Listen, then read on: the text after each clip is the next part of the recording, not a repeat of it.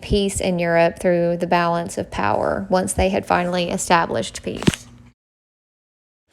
Participatory rights in conventions after World War II guarantee the right to political participation by requiring that signatories hold fair and free elections at regular intervals. We generally define free and fair as elections that allow for full adult voting and competition from opposing parties, and also that people's votes are accurately translated into seats. So it must be absent fraud, intimidation of voters, or other actions that threaten the integrity of the vote.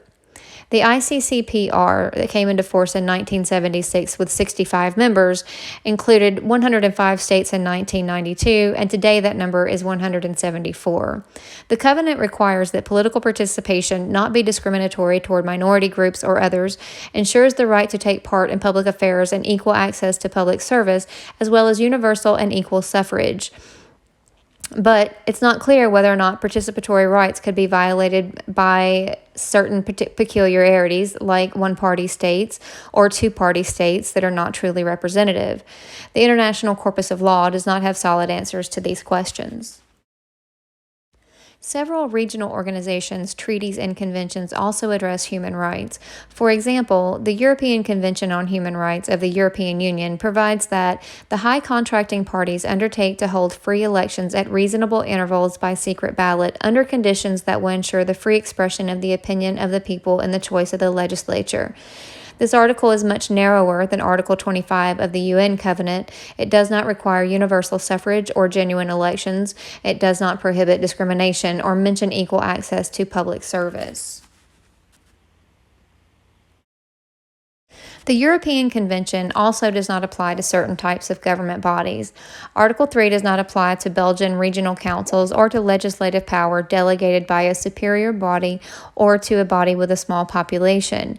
Neither the European Court nor the Commission has considered whether the article applies to the election of the president. However, the article is clear that European member states must hold elections at reasonable intervals under a secret ballot in a way that ensures the free expression of preferences of the people. There are also non-discrimination clauses in Article 14 of the European Convention on Human Rights. The criteria for establishing discrimination are twofold. The discrimination does not have a legitimate aim, or in other words, is not an accidental form of discrimination stemming naturally from the need to perform certain tasks, and also the results of the discrimination must outweigh the benefits from it. The test initial criterion concerns not only facially discriminatory laws, but those laws that affect similarly situated persons differently. The British Liberal Party, in a challenge to Great Britain's simple majority system, is one example of this.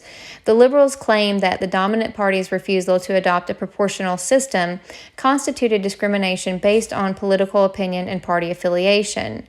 Liberal Party candidates received 13.8% of the popular vote in the May 1979 election, but received only 1.7% of seats in the House of Commons. The Commission agreed that the system functioned to the party's detriment, but found that the simple majority electoral system passed other elements of the test. As a result, the Commission found that differential electoral treatment was not per se discriminatory. In essence, the rule is applied that differential treatment must be reasonable and objective, not necessarily to eliminate all forms of discrimination. The American Convention is the Organization of American States Human Rights Agreement. Article 23 explicitly tracks with Article 25, varying only in minor respects from the UN document. The Inter-American Commission on Human Rights has not focused on expanding on treaty terms, unlike the UN and European tribunals. Its reports often concern states in which the ruling party has suspended representative government entirely and is engaged in widespread violations of other human rights. Many of the reports involve fraud, intimidation, and misuse of government property during election campaigns, whereas few of the reports contain a close contextual analysis of the American Convention itself.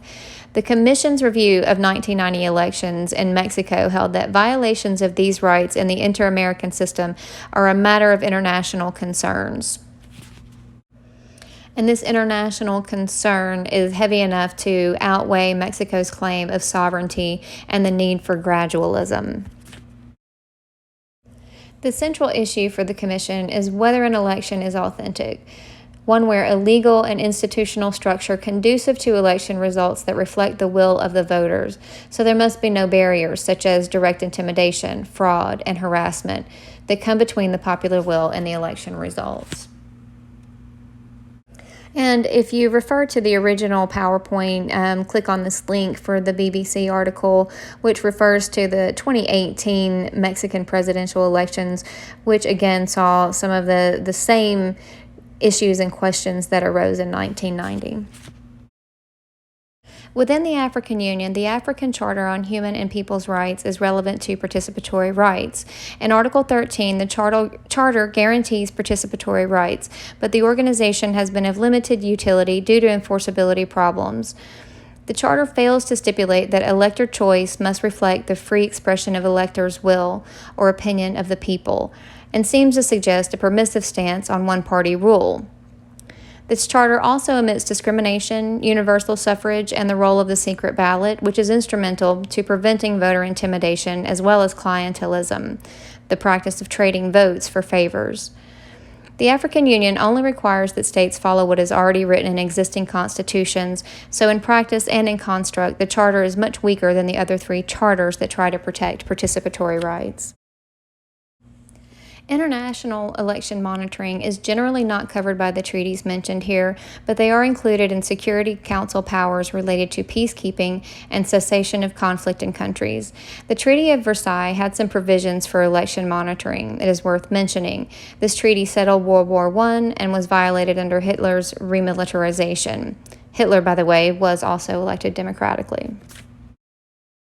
The decolonization process introduces two additional considerations for political participation rights.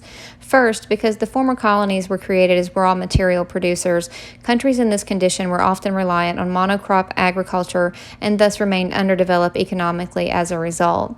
Beginning in the middle of the 20th century, questions about the role of economic modernization and political development emerged, with the guiding theory of modernization, which is still quite dominant among policymakers.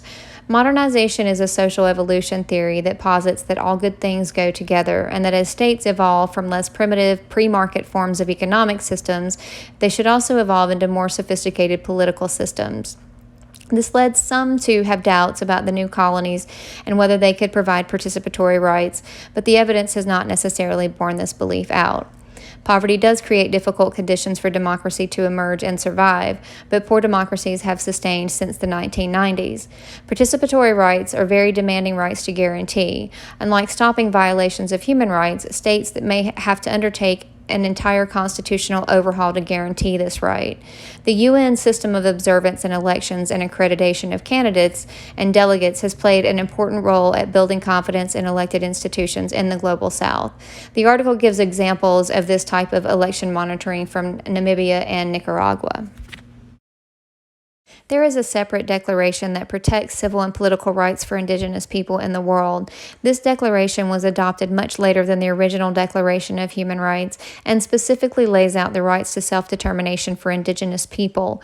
Prior agreements did not cover indigenous-specific needs, especially since many modes of government and decision-making among indigenous people are pre-modern, pre-state system. So it was almost impossible for the usual types of documents to cover their right to do anything but vote. There are also economic and cultural rights embedded in this document. Indigenous people's right to communal ownership of land, the protection of their right to practice their indigenous religion, the right to govern under indigenous structures of government, the right to educate in their own language, and more. These are rights that were unavailable to many indigenous people around the world. So much so that a UN document was necessary to cover them separately. It is hard to say whether this declaration has had any impact on indigenous rights, but it does create a basis for social movements to press claims against their government when their rights are violated. The article by Linda Camp Keith asks whether or not signing the political covenant has had an impact on actual state behavior. As Keith mentions, the implementation power of the political covenant is weak, and like most treaties, it relies on voluntary compliance. There is very little enforcement, as we mentioned earlier in the semester, of many of these covenants. One of the strengths of signing the treaty, however, is the ability to set out international norms and to generate information about expectations as well as actual outcomes of state behaviors. The author asks, therefore, if there is any observable impact of signing the treaty when you look at overall patterns and trends in state behaviors across countries. Keith therefore decides to make two types of comparisons: records of human rights abuses by states who are a party to the treaty compared to those who are not, and the records of human rights abuses of states that are parties before and after they sign the treaty. The author measures the human rights records of countries by using the personal integrity scores established by Stoll et al. In a previous project. This is an inclusion of a narrow set of human rights violations: political imprisonment, torture, and killings or disappearances. So it does not capture political participation, the topic we were talking about earlier, but a different set of political rights. Dr. Keith hypothesizes that party states will have higher physical integrity and freedom scores than those who are not parties to the treaty, and also that party states' records will be higher after signing than they were before. So again, we are looking at determinants of state behaviors. The first stage of their analysis is just a two-way analysis of means for each group compared. And in these simple bivariate analyses, they find a relationship between signing and improvement of human rights, personal integrity, and freedom. The level of significance column establishes the significance of the coefficients. Those coefficients that have levels of significance under 0.001 are considered significant and corroborate the hypotheses. They find even stronger results for the optional protocol, which was an option to go further than just signing the treaty and establishing monitoring and reporting commitments. They conduct comparisons of countries prior to and after signing at different intervals: 2 years, third and fourth year, and the 6th year after joining and signing. In the next step, the author conducts a multivariate statistical analysis. This means that they're combining more than one or two independent variables and looking for a full model.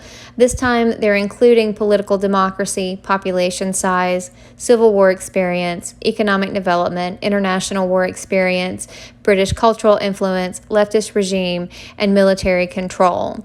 The statistical analysis pulls values across time periods and conducts a time series analysis to see if there are significant changes over time.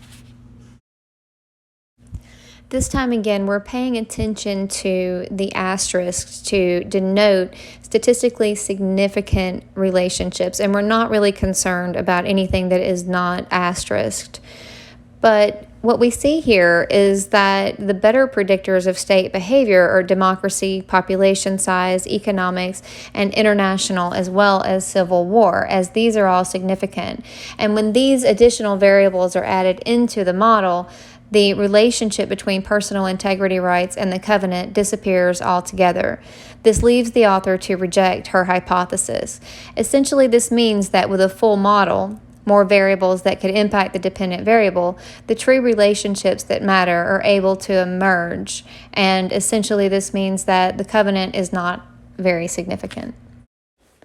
The results of this article indicate that being a party to a treaty, all things equal, does not guarantee human rights observance. As argued earlier, implementation mechanisms are too weak in practice to make a difference, so states may not see much commitment in signing as a result. In other words, it may be something they do more for image points than any real practical reason.